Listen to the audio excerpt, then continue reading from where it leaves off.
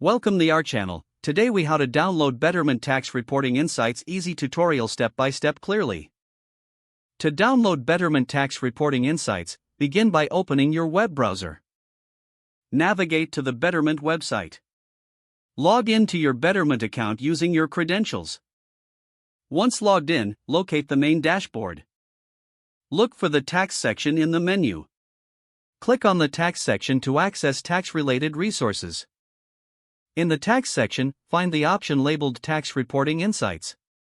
Click on Tax Reporting Insights to view your available reports. Select the specific tax year for which you need the insights. Once selected, look for a Download or Export button. Click the Download button to initiate the download process. Wait for the file to be prepared for download. Once ready, a prompt will appear, allowing you to save the file. Choose a location on your computer to save the file. Confirm the download and check your selected folder for the downloaded file. Open the file to review your tax reporting insights. You're now ready to use your Betterment Tax Reporting Insights. If the page does not load, refresh the browser or try again in a private or incognito window. Make sure you are using the correct email address, then retype it carefully to avoid small typos. If your password is not accepted, use the reset option and create a new strong password you can remember. Check your spam folder for verification or security emails, then complete any requested confirmation steps.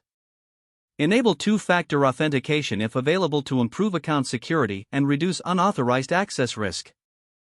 After signing in, review your profile details so your contact information and settings are accurate and current. If you see an error message, note it down and try again after restarting your device and internet connection. Log out when you finish, especially on shared devices, to keep your account and payment information secure.